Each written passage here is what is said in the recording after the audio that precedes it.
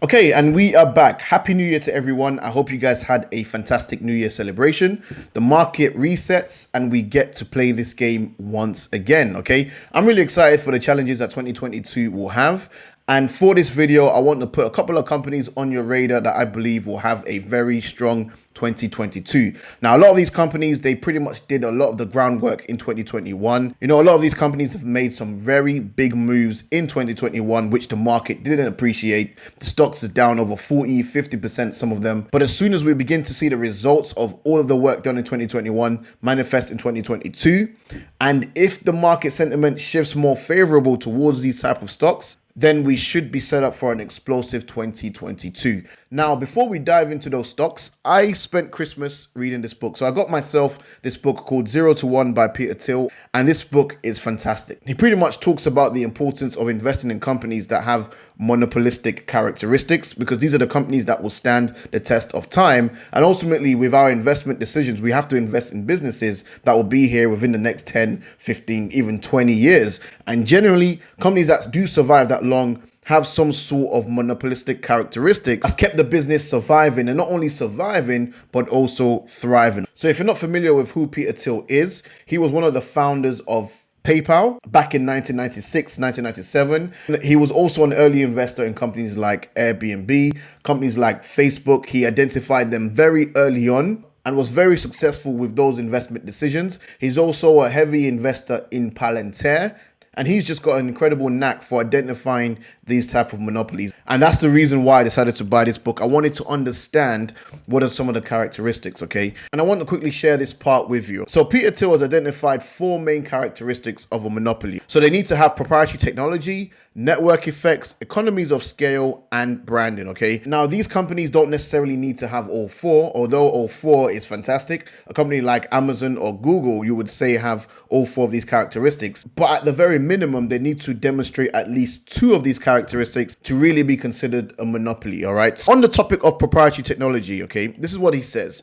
Proprietary technology is the most substantive advantage a company can have because it makes your products difficult or impossible to replicate, okay? So that's essentially the general consensus of having proprietary tech. So with that in mind, the very first stock that I want to put on your radar is OPENDOOR. Ticker symbol is OPEN. And what is quite funny is during the Q3 earnings call, one of the analysts wanted to find out the secrets to OPENDOOR's successful pricing model, because he made a point here that, you know, there's a lot of people that have a lot of data about real estate, you know, real estate agents, but why is OPENDOOR proven to be more successful than its competitors?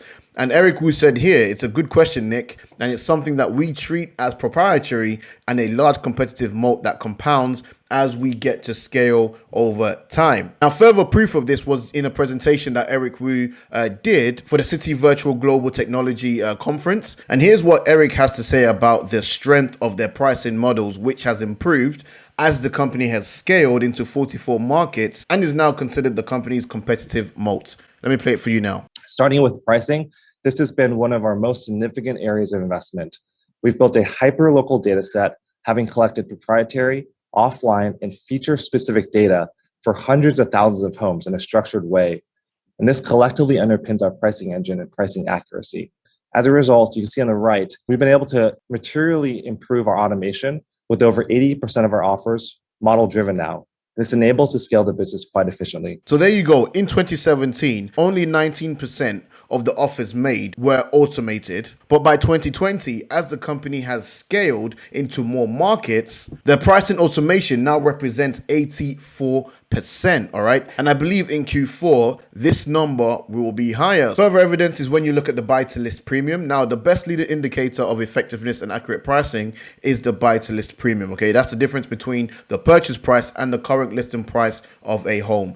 And this author did a comparison between OPENDOOR versus Zillow. And if you look at the buy-to-list premiums, OPENDOOR is in the blue, Zillow's in the purple. It's night and day, okay? And this author concluded that the finesse of OPENDOOR's pricing curve has been refined and improved over the past month. And the author says not only has its median buy-to-list premium increased, but the percentage of listings with higher premiums has increased. The curve has shifted to the right, okay? So OPENDOOR's proprietary technology in its pricing model is giving it a massive advantage over its competitors, which is also strengthening the company's competitive moats. And despite the weakness that we saw in home sale prices towards the middle of 2021, and you can see this downtrend right here was what pretty much wiped Zillow out of the game, OpenDoor continued to thrive, growing its top line by over 90% sequentially.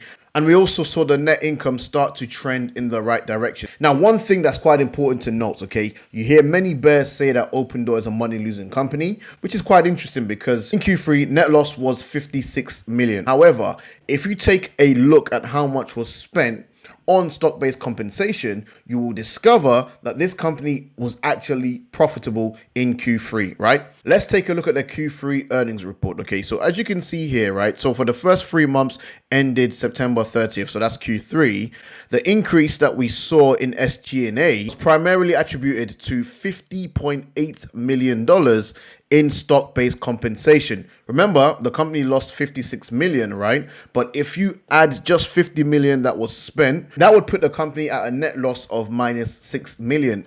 But it gets interesting, okay? Take a look at technology and development, okay? So that saw an increase of 14.1 million, right?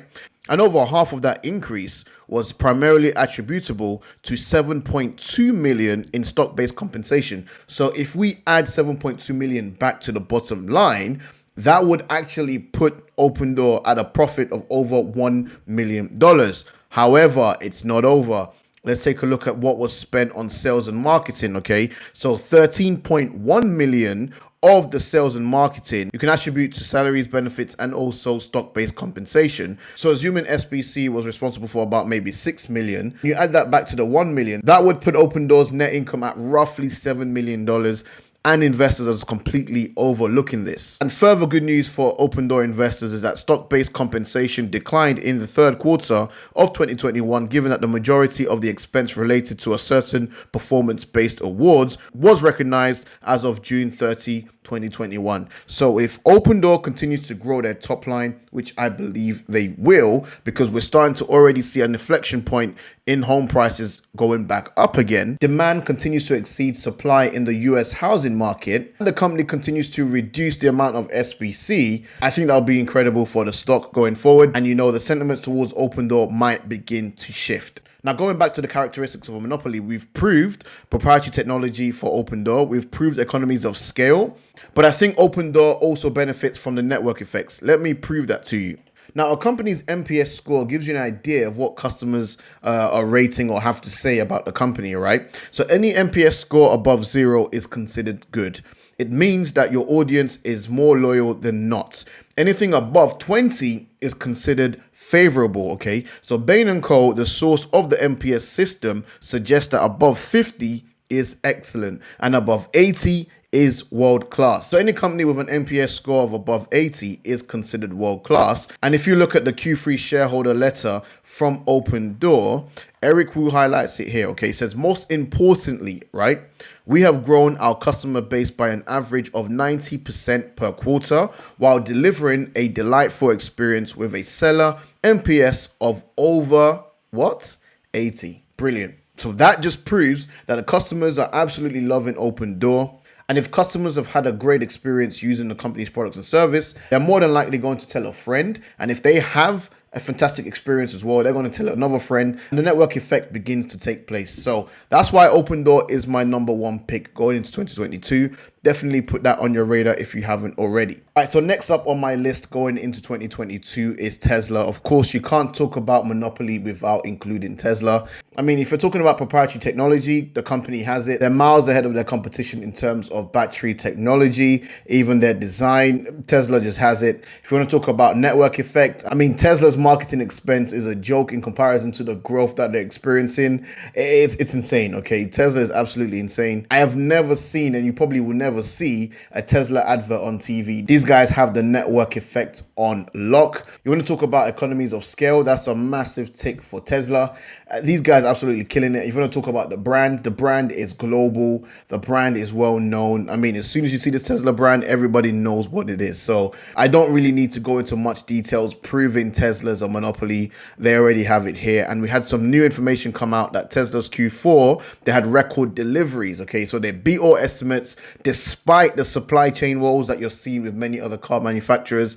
Tesla continues to dominate, and they will continue to dominate as each quarter goes past. I mean, you have the factories in Austin and also in Berlin coming online. And in the Q3 earnings call, Zachary says here that it remains our target in both Austin and Berlin to be able to build our first production cars before the end of the year. And has Tesla been able to deliver on this promise in the Q3? If you look at the news from Inside EVs, this report came out that several Tesla Model Y spotted leaving the Giga Berlin plant. Okay, so Tesla continues to smash all analysts' expectations. The overall trend for vehicles delivered just continues to go up, with Austin and Berlin coming online. That's going to further accelerate deliveries in 2022.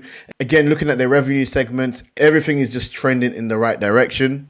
And I shared with my Discord that if you look at the S-curve business life cycle, and if you look at Tesla, I would put Tesla at the beginning stages of their expansion, and it's just not going to slow down. So if you're not already a shareholder in Tesla, you need to put that on your watch list going into 2022. Stock aside, I believe the company will absolutely crush it. Now, my relationship with Tesla has been on and off. I was invested in Tesla in 2019. I sold when Elon Musk started pumping Dogecoin. I didn't really like the fact that he was pumping Dogecoin. But I recently got back into Tesla when we saw this huge retracement from its all-time highs back down to $890.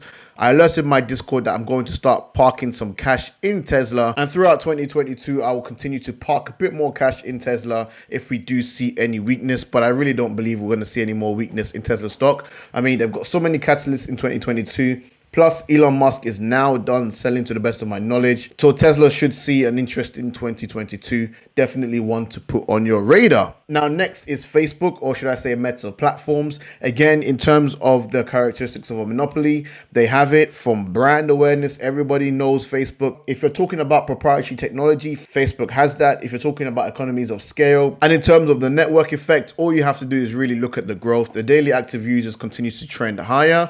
I mean, you're seeing majority of the growth now in Asia Pacific and also in the rest of the world as the company continues to expand its products and services. But one thing that was key going into 2022 was this article here, because Meta's Oculus was the US's most downloaded app on Christmas. Now, Oculus is Meta's flagship VR headset. So I consider this news to be bullish for Facebook's push into the metaverse. And I shared this tweet that monopoly is a condition of every successful business, 0 to 1, okay? So I'm not entirely sure if Facebook will win the metaverse in terms of the software, which is the gold, but in terms of the hardware, which is a shovel, currently they have no real competitors, and I linked this article there. So if you're not following me on Twitter, check me out. It's at Emmanuel Finance. Now, my next couple of picks are much smaller companies. They haven't really established any of the characteristics of a monopoly just yet. However, I believe it's currently in the works. So next up would be Tattooed Chef. Okay, so a lot of people have left Tattooed Chef. I know a lot of investors got out of Tattooed Chef after Q3 because we had that debacle with the earnings being delayed and being rescheduled.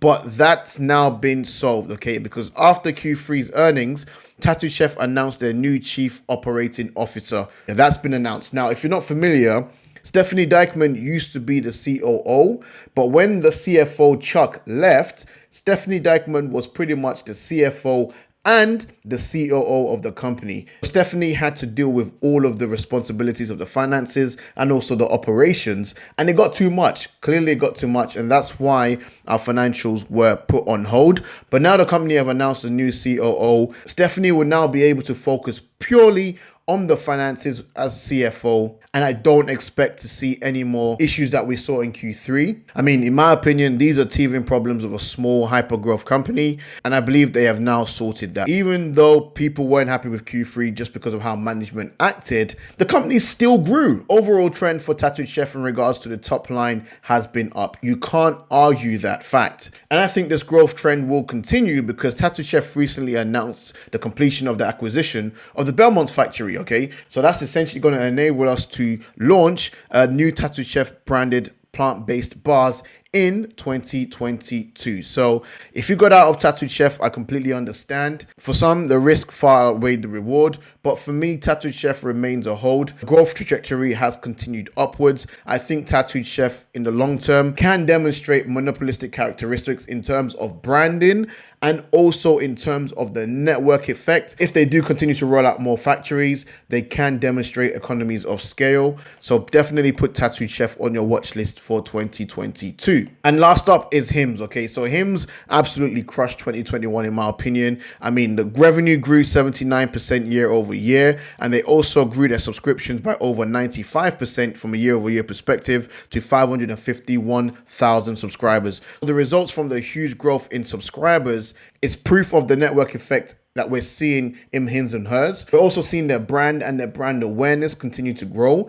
Hims continues to grow their followings on the likes of TikTok. You can see their following has grown now to 336,000. My last video on Hims, I believe they were at 150,000 followers. You can see here their videos. This one had over 14 million views. This video here had over 5 million views. So they're getting the views, they're getting the traction, they're getting the brand awareness. If you take a look at their Instagram, they have over 116,000 followers on Instagram. I think the last time I showed you they were at 100,000. The brand is growing. The brand is resonating with their target audience, which are pretty much millennials. And alongside this brand awareness and brand growth, we're seeing Hims and Hers developing brand new partnerships with the likes of Walgreens. They announced a collaboration here in November. They also announced a collaboration with Uber. That was also in November. Again, the markets completely ignore this. Also in November, they added an Amazon storefront. And in the last Q3 earnings call, they announced their mobile platform app for their over 500,000 subscribers. So I think with regards to Hims and Hers, if they can strengthen their brand, network effect, and economies of scale, that would be able to put Hims in a very strong position over the next coming years. So those are some of my top picks going into 2022. Let me know if you agree or disagree in the comment section. And also list your picks going into 2022. I would love to hear from you guys. But if you gain any value, please make sure you smash that like button. If you're new to the channel, hit that subscribe button and the notification bell to stay up to date with all of my latest videos. With that said, thank you so much for watching. I wish you guys a prosperous 2022 and I'll catch you in the next one. Peace.